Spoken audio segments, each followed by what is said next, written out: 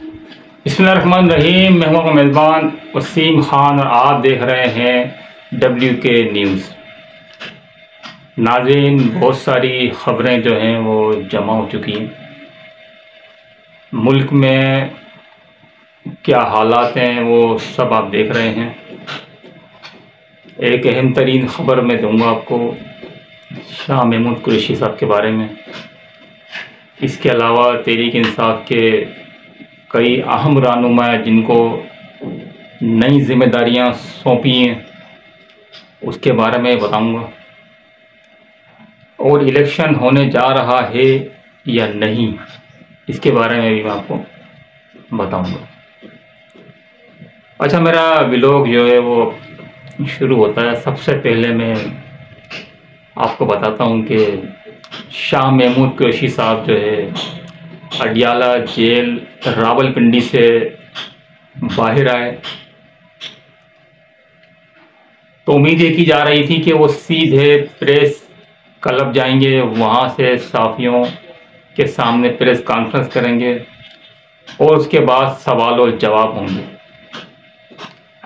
और ये कहा जा रहा था कि शायद वो ये कहें कि 9 मई के वाक़यात के बाद जो है हालात बिल्कुल चेंज हो गए हैं, तो इस वजह से अब जो है मैं PTI के साथ नहीं चल सकता, मैं जो है इस्तीफ़ा देता हूँ या PTI को छोड़ता हूँ और अपने बच्चों के साथ वक्त गुजारूँगा, या सियासत छोड़ने का ऐलान करते, या फिर जो है और बहुत सारे चीज़ें थी उन पर गुफ्तगू करते। लेकिन हैरत अंगेज़ तौर पर उलट हुआ सारा। शाह महमूद कुरैशी साहब माशाल्लाह दबंग अंदाज में जेल से बाहर आए और बाहर आते ही उन्होंने साफियों से मीडिया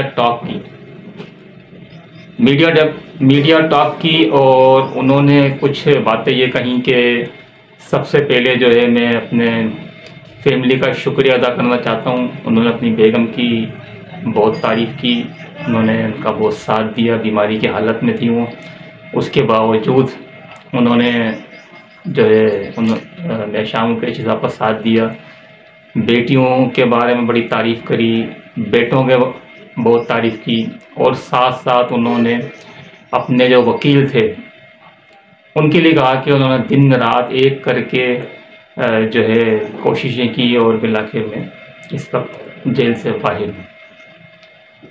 तो नाज़रीन, ये कुछ अलग हुआ है, कुछ समझ नहीं आया। जितने भी PTI के रहनुमा जेल में गए और जब वापस आए, या तो उन्होंने प्रेस कॉन्फ्रेंसें की और या फिर जो है वो वापस अंदर गए। लेकिन ये एक अजीब मामला हुआ, ना इन्होंने प्रेस कॉन्फ्रेंस की, ना दोबारा शाह महमूद कुरैशी साहब जेल में गए, और ना इन्होंने PTI छोड़ी, ना तहरीक इंसाफ छोड़ा, बल्कि तहरीक इंसाफ छोड़ी और साथ ये भी कहा कि इंसाफ का झंडा मेरे हाथ में है। लेकिन इस बात को कहते हुए बड़े वो खुशगवार मूड में थे और उनके चेहरा जो है बड़ा खिलखिला रहा था। तो बहुत सारे साथियों ने इससे बहुत कुछ अखज़ किया है कि शाह महमूद कुरैशी साहब को शायद कोई बड़ी जिम्मेदारी मिलने वाली है, चूँकि इमरान खान भी कह चुके हैं कि मेरे बाद जो है शाह महमूद कुरैशी साहब जो है चेयरमैन होंगे और पार्टी को संभालेंगे। कुछ इत्तलात ये भी हैं कि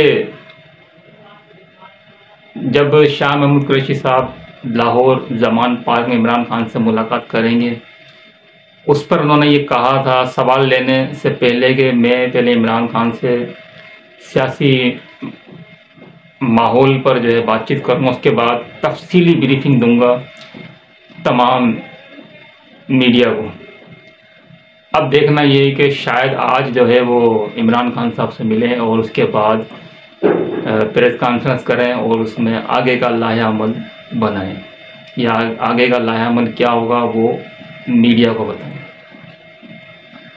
अच्छा, इसके साथ साथ मैं आपको ये भी बता दूं कि कुछ ये ख़बरें भी हैं कि आने वाले वक्त में इलेक्शन होंगे या नहीं होंगे। जिसमें कई लोग हुकूमती जो अहदेदारान हैं, वज़ीर वज़रा हैं, वो ये कहते हैं कि 2 महीने में इलेक्शन बहुत मुश्किल है होना। ख़ास तौर पे आसिफ अली ज़रदारी साहब भी फरमाते हैं कि 2 महीने में इलेक्शन मुश्किल है, नहीं होंगे।